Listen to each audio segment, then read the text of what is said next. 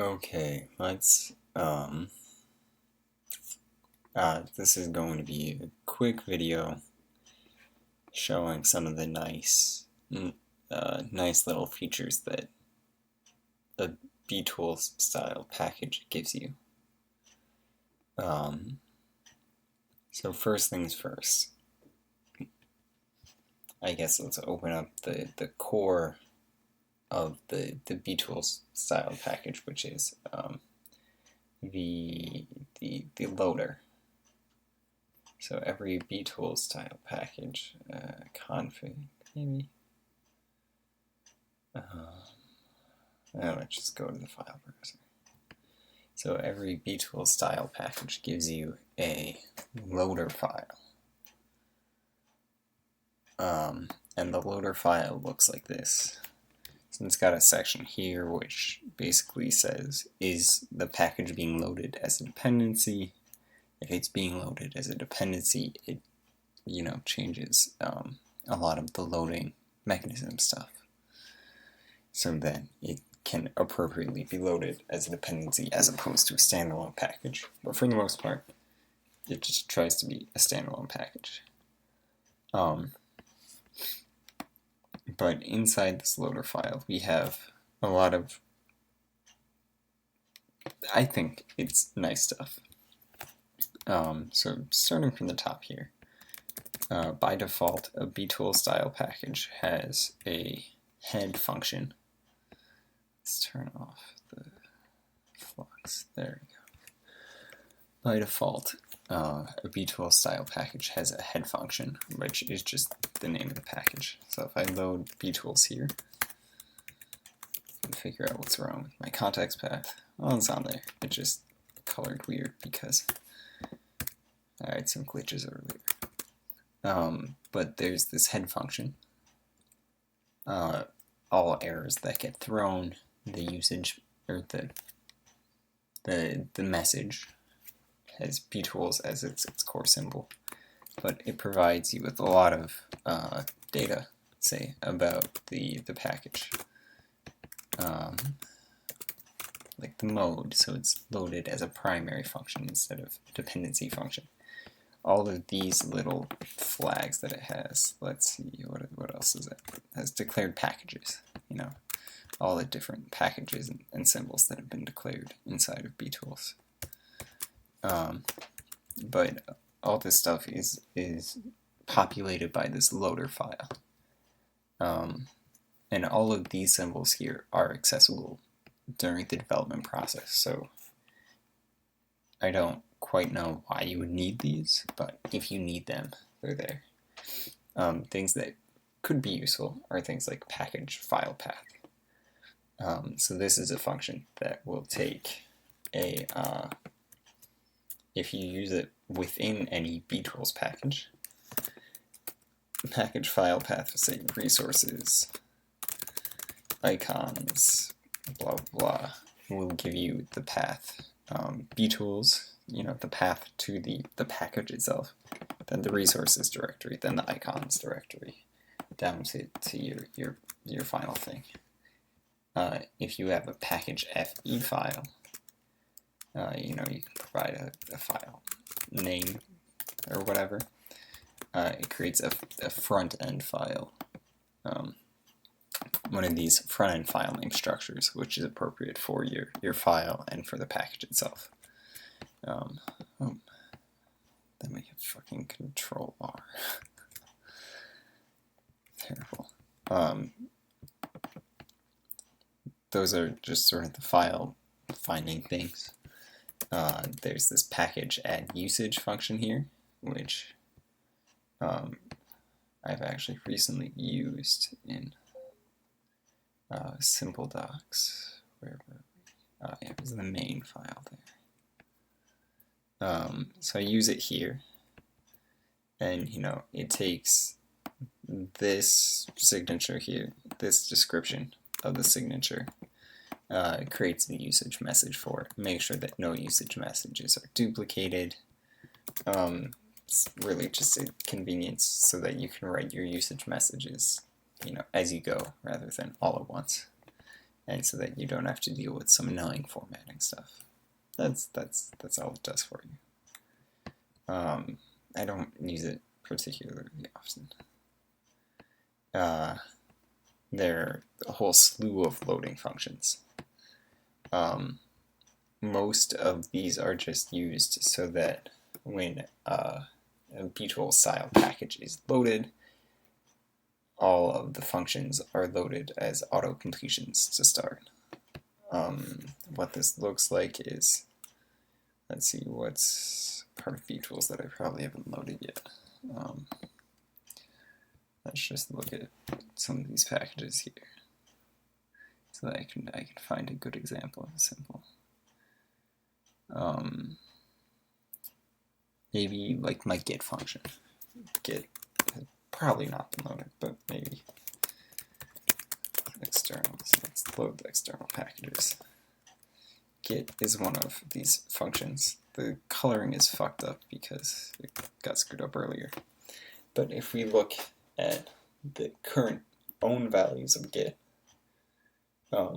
it calls this package load package thing from the file where the function was defined. And it also tells you what other functions were defined in there. But all it does is, that means that when get is called, so if you use get, it automatically loads this package and makes sure that all the definitions are clean and everything's working nicely. I use auto loading here because it speeds up the load process by, probably an order of magnitude, maybe more. But now if we look at the down values of get, it's actually loaded its down values. It's loaded its auto completions, so everything is good there. Okay, let's see. That's a highly useful feature of these packages, and sort of comes automatically out of the design. There's this function here. This is a function that you might find yourself using during the development process, this package app get thing. And the way you'll end up using it is, so this head function by default has an option or a method get, and this can be used to load a package within the structure in such a way that all the definitions are cleanly shared and all the messiness is handled, let's say. But let's see, what's an example of this? Maybe we want to load this one, BTools. Maybe I was working in here, in this, well, I was, but maybe I was working here. And rather than just clicking the load package button, which will basically call this, it'll do all that stuff. Instead, I could just go BTools get web, which is the main folder name, then markdown, then notebook, markdown internals, markdown, notebook, markdown internals, and it will load that package, and then all the changes that you made will be reloaded. Beyond that, nothing else here is likely to be used by sort of you as a user, but stuff like this ensure load dependencies, things like that will be loaded or used by the package itself. Next, we have a chunk of dependency management functions. I used to use these a lot more, but then I wrote a system to handle the dependencies here, so that I don't actually have to use them anymore. And let's find a good example of that. like this public Packlet server package. You know, everything in here is one of these BTools style packages. So everything that shows up in here was developed for at least one of these packages. Actually, let's look at ChemTools. ChemTools has, I think, the most elaborate structure. Yeah, also has a ton of files in it. But if we go to ChemTools load info, oh, it doesn't have a very elaborate structure, and that's not terribly interesting. Never mind. Let's go here. Load info. What do you look like? Yeah. So all of these things here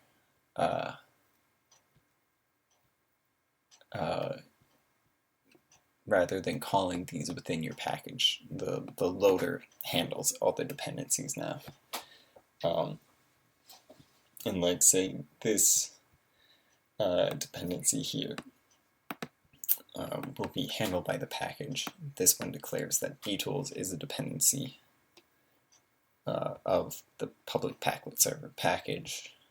When BTools gets bundled in as a dependency, so BTools, the package, gets taken and scooped up and pushed into the public Packlet server Packlet itself, so that versioning never gets out of sync, and everything remains clean and self-contained there.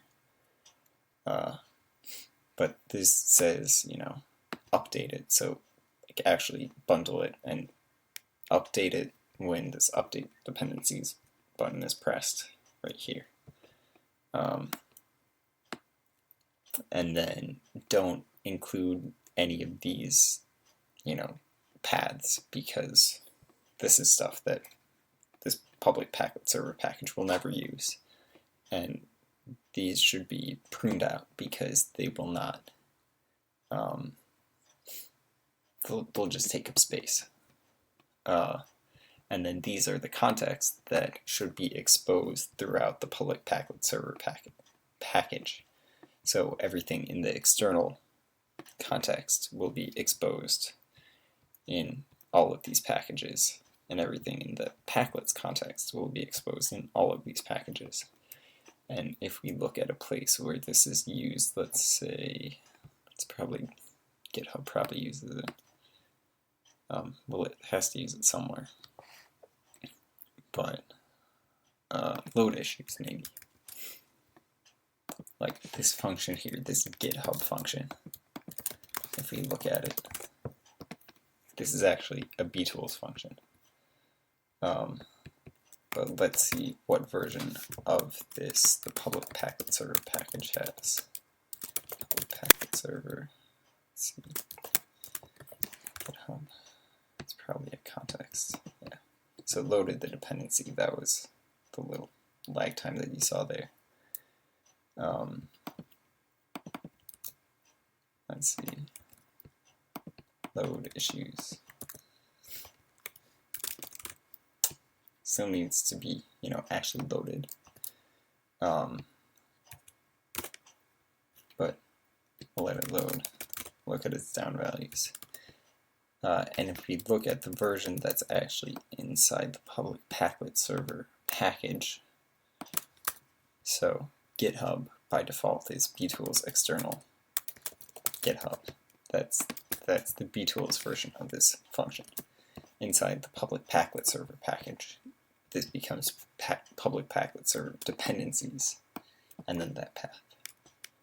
And this is sort of the way I've been handling dependencies, is literally just pushing them into their own context and making sure that all the loading happens relatively and all the functions are defined in such a way that the dependencies won't leak out. Right. Which is just good practice anyway. No real changes were made. It's just a dynamic issue. Anything else in here? As far as this stuff is concerned, the dependency stuff it is now just two options in here. These things really handle the vast majority of what you'll need out of these. The functions themselves aren't too, crazy. So if you want to read them, you can. Now, a super useful part of this sort of BTools package structure is I just added exception handling because, being able to throw and catch exceptions cleanly within chunks is super useful. And I use that just all over the place, but a place I've been using that recently is in my chemistry package. So if we look at, let's see, where will this be used a lot? Probably wave function tools. Probably here it'll be used all the time, or the very least in the constructor. So in this validate wave function data function, it tries to pack the energies. If it can't pack the energies, well, we don't want to return a wave function object that's invalid. So we're just going to throw the exception. And this exception will be, it is tagged as automatic, which means that it takes the tag that the current exception block has, which is to say, somewhere in here, I'll have to use that package raise exception, and maybe not in there. Well, let's look at one of its dependencies. Let's go to the interface objects package, which BTools uses as a dependency because it's just so clean and quick to use. But let's look at, say, the default constructor failure, register interface constructor. Here we go. So you have a package exception block with the tag, and this gets wrapped around some function. This unwraps into a structure that has hold all complete, so this gets called after being wrapped in the try block, basically. But this automatic just means inherit this tag so that you go to the nearest scope. And one convenient thing about exceptions, as done by package raise exception and package exception block, is they get passed up. So each package exception block adds a tag to the stack, and if it catches an exception with this tag, it continues to pass the exception up through the stack until the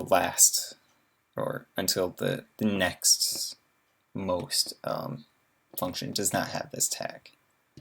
So in that way, exceptions properly bubble out from low context to high context, or from the deepest level to the highest level without having to manually pass them up and up and up and up, which is the behavior that I find I generally want. If you don't want that behavior, well, that's okay, because there's still package catch exception, which is basically a convenience function on catch, to make it catch tags with extra meta info, and there's package raise exception, which raises an exception and also throws an error message, because you really want both of those, I find. Okay, that's sort of the exception stuff.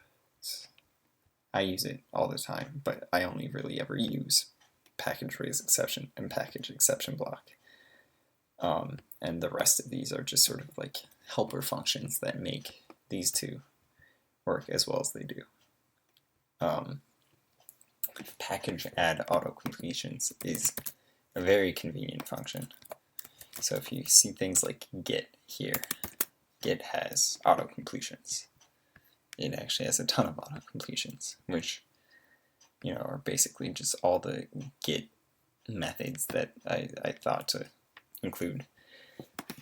But if we look at how they got those, or how git got those autocompletions, we wait for BTools to load in the App Manager palette. We go to git, we realize this is the wrong file, git connection, this is where it'll be defined. But in the function itself, I just call package add autocompletions. I give the function name, which it can also be given as git itself. It doesn't have to be the string, but it converts to the string in the end. Some set of keys. So, you know, this is basically just a list of strings, and then another list of strings. So that you can see that if I like add, and then, well, in the second argument, the second list of strings will be used. So like add function, and it tells you what function will be used when you call git add of some number of arguments, or the options, you know, which basically just calls options on this function. But I think not quite exactly. Oh no, it's literally just that. Cool. Let's see, moving on, what else does BTools do for us? Let's see, what was this thing? Auto completion. Oh yeah, ignore that. That was old, failed experiment. Some stuff for working with like the FE, this package FE hidden block thing. I'm not sure if BTools allows this to work, but let's see, allow recoloring. Yeah, so BTools turns these functions off by default. But like if you wrapped something in package FE hidden block, so if I define, you know, like some number of symbols, all of these symbols would remain blue in the front end, so the front end would not know about them. It's a little bit fragile, which is why I decided to turn it off in the end. And that's the core of the loader. I think this video is actually already a little bit long, so I'll stop here, and then we'll talk whenever I get around to making the next one of these videos about why none of my packages start with begin package.